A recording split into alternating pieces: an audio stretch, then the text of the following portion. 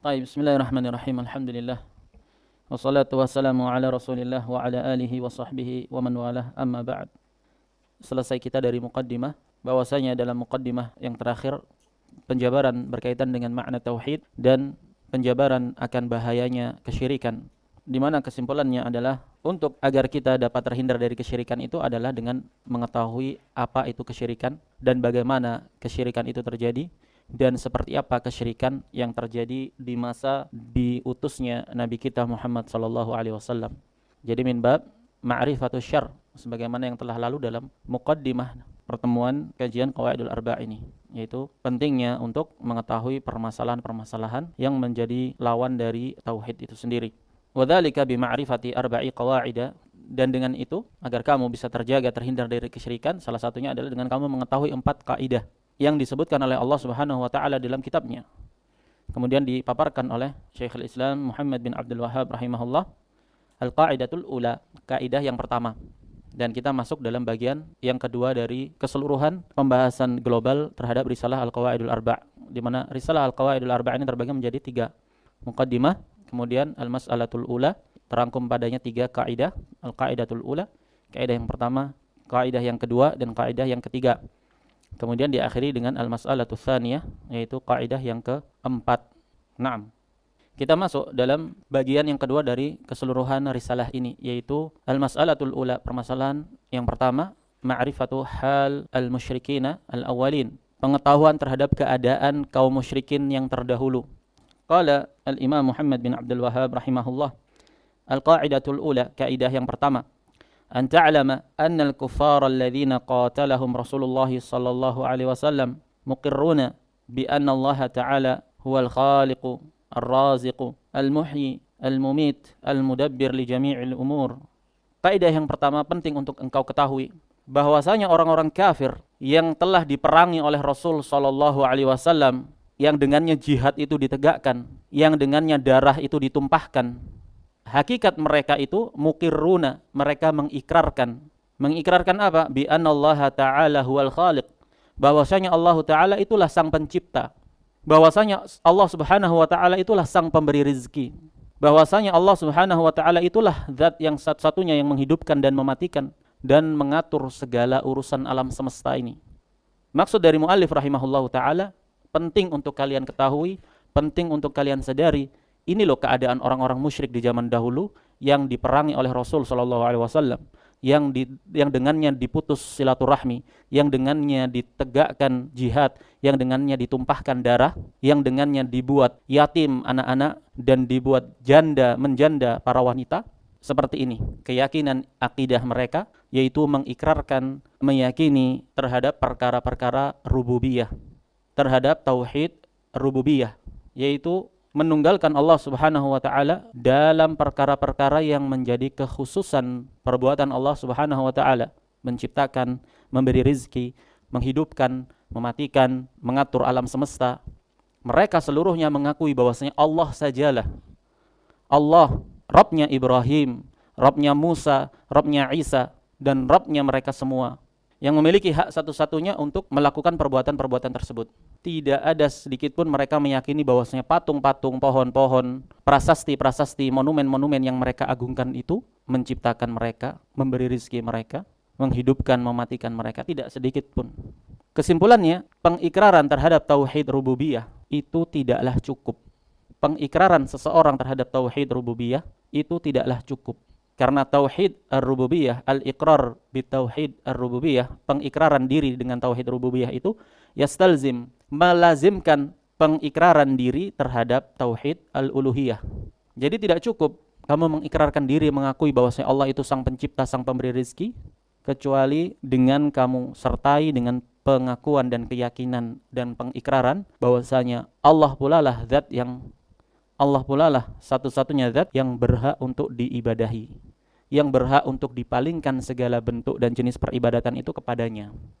Kok bisa kita katakan? Bagaimana bisa kita katakan kalau orang-orang kafir Quraisy itu mereka mengagungkan Allah, mereka menyembah Allah, Rabbnya Ibrahim alaihi salatu wassalam, Rabbnya Musa, Rabbnya Isa, dan bahwasanya yang demikian itu semua pengikraran, wa anna dzalika ay pengakuan mereka, pengikraran mereka terhadap perkara rububiyah Allah itu lam yudkhilhum fil Islam, tidak lantas memasukkan mereka ke dalam Islam. Buktinya apa? Buktinya Rasul sallallahu alaihi wasallam perangi. Buktinya terjadi jihad, terjadi pertumpahan darah karena sebab itu.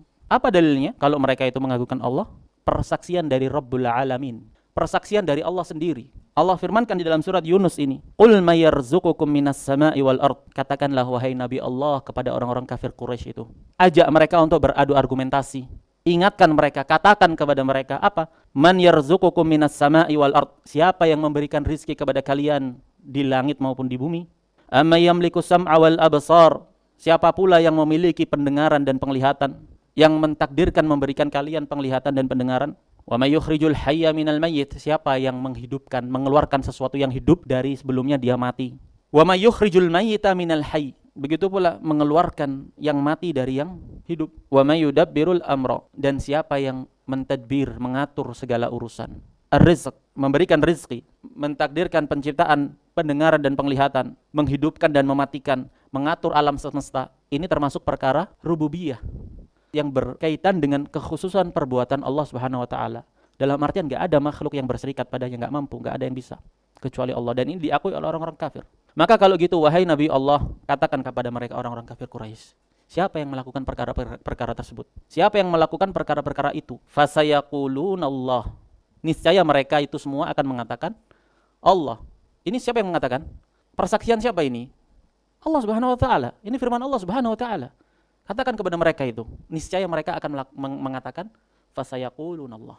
Allah yang melakukan, Allah yang menciptakan, Allah yang memberi rizki, Allah yang menghidupkan dan mematikan, Allah yang mengatur segala alam semesta. Syahidnya Allah mempersaksikan kalau mereka itu beriman kepada tauhid rububiyah. Kemudian dikatakan faqul afala tattaqun. Maka katakan kepada mereka, kalau mereka sudah mengakui, mereka sudah tunduk, mereka sudah sportif untuk berani menyatakan bahwasanya perkara rububiyah itu hanyalah hak Allah, hanyalah milik Allah, faqul afala tattaqun. Maka katakan kepada mereka, kalau begitu tidakkah kalian bertakwa? Tidakkah kalian mentauhidkan Allah dalam perkara ibadah? Kalau kalian itu sudah mentauhidkan Allah dalam perkara rububiyah, lah kenapa kalian persekutukan Allah dalam hal ibadah? Harusnya zat satu-satunya zat yang memiliki kebesaran itu semua dan keagungan perkara rububiyah itu, kan dia yang paling berhak untuk kamu palingkan peribadatan itu kepadanya. Lah kenapa kamu syirik dalam perkara ini? Begitu maksudnya. Dan ini uslub Al-Quran, uslub argumentasi dalam Al-Quran.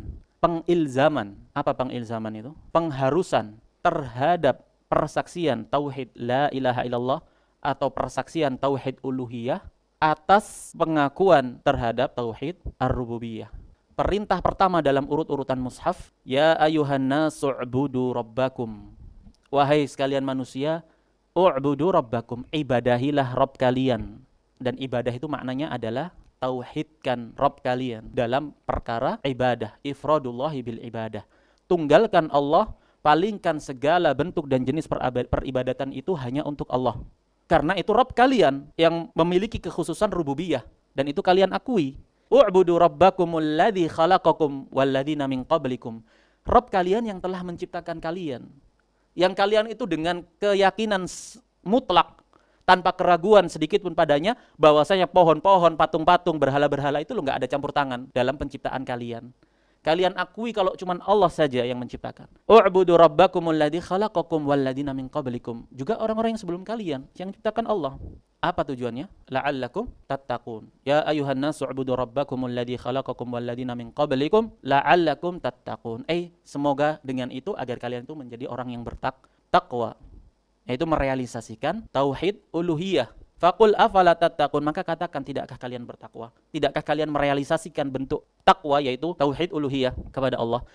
Maka uslub dalam Al-Qur'an itu ilzam, mengharuskan, menekankan untuk mengikrari tauhid uluhiyah atas pengakuan mereka terhadap tauhid rububiyah. Kan tanakut, kontradiksi. Kamu akui kalau Allah itu satu-satunya yang mampu menciptakan, yang memberi rezeki. Giliran kamu beribadah, berdoa, kamu meminta kepada yang selain Dia. Nah, ini tanakut, kontradiksi yang hebat sekali, luar biasa. Naam. Jadi maksud dari kaidah ini adalah ikrar dengan tauhid rububiyah itu tidak cukup. Harus disertai dengan tauhid uluhiyah. Naam. Dan inti dakwah para rasul itu adalah mengikrarkan tauhid uluhiyah. Kenapa? Karena perkara tauhid rububiyah itu perkara yang majbulah dalam fitrah manusia. Kullu mauludin yuladu ala fitrah. Setiap anak bayi itu terlahir di atas fitrah. fa abawahu yuhawidanihi au yumajjisanihi au yunassiranihi. Maka bapak-bapaknya lah yang menjadikan dia itu Yahudi, yang menjadikan dia Nasrani, yang menjadikan dia Majusi. Asal muasal fitrah itu sebelum dia terusak, sebelum dia terselewengkan, sebelum dia terkontaminasi dengan syubhat-syubhat dan kesesatan-kesesatan, asalnya di atas fitrah. Takdirnya dia lahir di bawah orang Nasrani, jadi Nasrani. Nah, bapaknya yang menjadikan sebabnya. Begitu. Jadi intinya tauhid rububiyah itu majmulah fitrah. Orang itu akan mengetahui bahwasanya sang pencipta itu hanyalah Allah. Jadi inti dakwah para rasul adalah pengikraran terhadap tauhid uluhiyah. Sembahlah Allah. Konsekuensi kalau kamu akui, kamu imani bahwasanya Allah itu satu-satunya yang memiliki perkara-perkara rububiyah, ya konsekuensinya tunggalkan Allah dalam perkara ubudiyah, peribadatan. Di mana bisa kamu syirik dalam perkara tersebut? Naam. Jadi dakwah kepada tauhid itu adalah penitik beratannya adalah dakwah kepada tauhid uluhiyah. Bukan masalah dakwah menjelaskan bahwasanya Allah inilah pencipta langit, Allah inilah yang memberi rezeki. Dakwah kepada perkara rububiyah. Yang penting orang semua mengakui perkara rububiyah saja. Sementara perkara uluhiyah jangan kamu bahas karena akan menimbulkan perpecahan. Ini kesalahan besar karena pengakuan terhadap rububiyah itu tidak cukup. Tidak lantas serta-merta memasukkan kalian ke dalam Islam. Ini orang-orang pertama, orang-orang yang memuliakan Ka'bah, orang-orang yang menjaga Ka'bah, orang-orang yang juga berdoa di Ka'bah, berdoa kepada Allah, tapi juga berdoa kepada yang selain Allah. Bukan maksudnya mereka itu enggak berdoa kepada Allah, berdoa kepada berhala saja. Enggak, mereka itu syirik. Maknanya syirik apa? Di samping mereka berdoa kepada Allah, mereka juga berdoa kepada selain Allah. Nah, beda dengan orang-orang musyrik zaman sekarang. Nah, orang-orang penyembah berhala itu yang di sebelah timur sana itu. Nah, apakah mereka menyembah Allah? Tidak. Mereka menyembah dewa. Menyembah dewa-dewa nggak tahu itu dalam wujud berhala atau bagaimana. Atau dalam istilah Brahma. Nah, mereka menyembah Brahma. Kemudian akan dikatakan bahwasanya nggak masalah, itu penamaan saja. Brahma, Allah kalau di dalam agama Hindu dinamakan Brahma, misalkan. Kalau kita Allah, nggak bisa. Brahma yang dimaksudkan mereka itu bukan Allah Subhanahu Wa Taala. Maka bagaimana bisa dianggap itu kan cuma penamaan saja? Nggak bisa penamaan, nggak boleh. Kamu kemudian menamakan Allah dengan nama ungkapan Brahma misalkan, nggak bisa. Nah, maka di sini jelas kesalahan orang yang berdakwah dengan metode dakwah seperti itu. Ingin mensinkronkan bagaimana konsep ketuhanan di agama ini, gimana bisa dicocok-cocokkan dengan konsep ketuhanan dalam agama Islam, nggak bisa, nggak sama ya. Brahma yang mereka yakini bukan Allah Subhanahu Wa Taala, wujud yang lain, nggak tahu itu apa. Nah. Sementara orang-orang musyrik lah. Orang musyrik meyakini Allah, ya Allah, Rabbnya Ibrahim, Rabbnya Musa, Rabbnya Isa, Rabbul Alamin, Rabbnya Adam alaihi salam. Bukan sosok yang lain, berbeda. Orang musyrik di zaman ini bukan musyrik yang bersandar kepada agama Islam, tapi musyrik asli seperti Hindu dan yang semacamnya, Buddha, naam. Asli musyrik sudah, mereka tidak mengenal Allah, tidak beribadah kepada Allah. Mereka beribadah kepada patung-patung dan beribadah kepada sosok-sosok yang mereka gambarkan sebagai dewa. Berbeda. Nah, orang-orang di zaman kafir Quraisy dulu, musyrik Quraisy, ini mereka menyembah Allah, berdoa kepada Allah, memuliakan Ka'bah, menyambut jamaah haji, memuliakan jamaah haji, berinfak, naam. Tapi bersamaan dengan itu tidak lantas memasukkan mereka ke dalam Islam. Kok bisa? Lah buktinya jihad kok. Buktinya ditegakkan perang, Rasul SAW terusir dari Mekah. Dan itu siapa mereka? Kerabatnya Rasul semua. Kan satu kakek semua dari Quraisy. Naam. Ini yang dimaukan oleh Syekh rahimahullah. Jadi kita tahu sekarang keadaan orang-orang musyrik itu seperti ini keadaannya.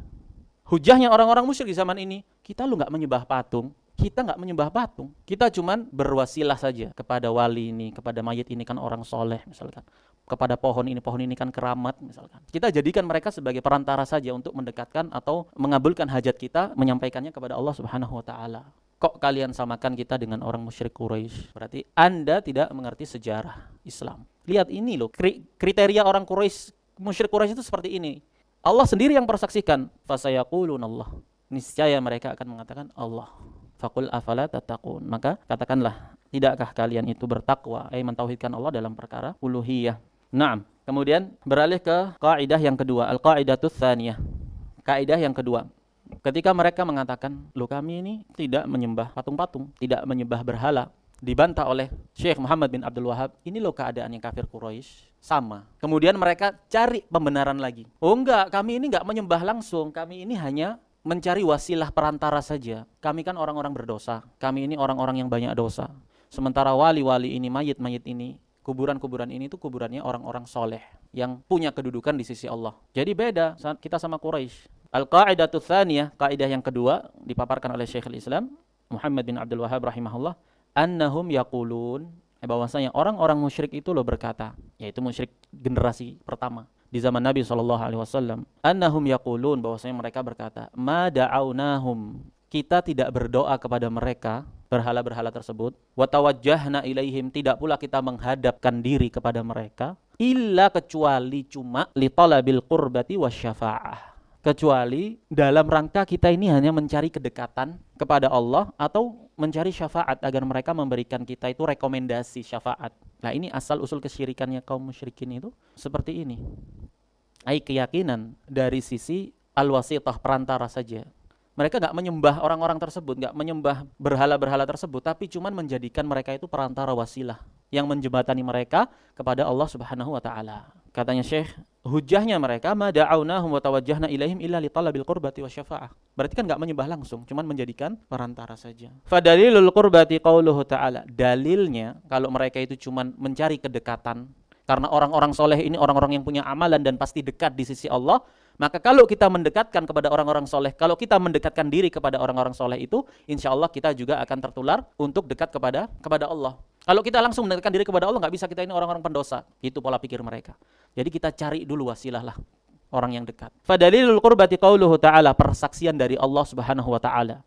Walladzina ittakhadhu min dunihi awliya, orang-orang yang menjadikan selain Allah itu wali-wali, yang mereka berlindung kepadanya, berloyalitas kepadanya. Apa argumentasi mereka untuk melakukan itu? Allah persaksikan, ma na'buduhum illa liyuqarribuna ilallahi zulfa. Kami lo tidak beribadah kepada mereka kecuali dalam rangka agar mereka itu mendekatkan diri-diri kami kepada Allah dengan sedekat-dekatnya.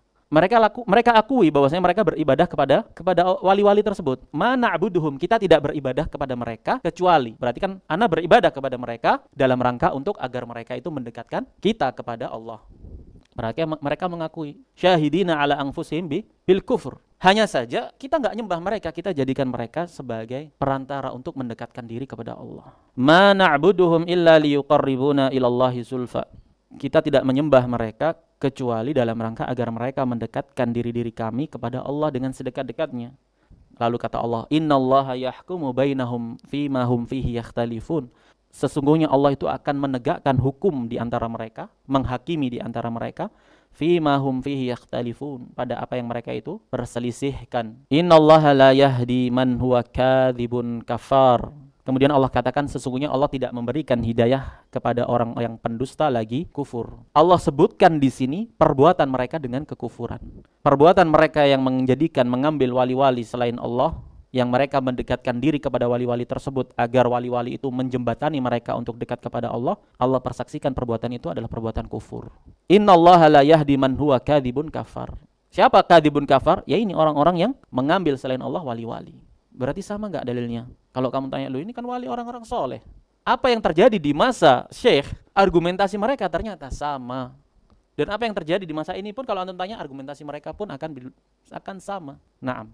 Wa dalilus syafa'ah, argumentasi kedua, mereka mengatakan kami hanya mengharapkan syafaat, rekomendasi. Kami enggak nyembah mereka, cuman kami hanya mengharap syafaat saja. Wa dalilus syafa'ati qauluhu ta'ala, persaksian Allah Subhanahu wa ta'ala, wa ya'buduna min dunillahi ma la yadhurruhum wa la yanfa'uhum. Mereka itu, katanya Allah, mereka beribadah kepada selain Allah terhadap apa-apa yang tidak memudaratkan mereka, tidak pula memberikan manfaat kepada mereka. Allah sebutkan perbuatan itu sebagai perbuatan apa? Ibadah. Allah katakan di sini wa ya'budun, mereka beribadah. Berarti perbuatan kamu meminta syafaat kepada selain Allah itu tadi, itu adalah suatu bentuk peribadatan kepada mereka. Allah katakan wa ya'buduna min dunillah. Kalian beribadah kepada selain Allah mereka. Perkara-perkara yang tidak bisa mendatangkan mudarat, tidak pula memberikan manfaat kepada mereka.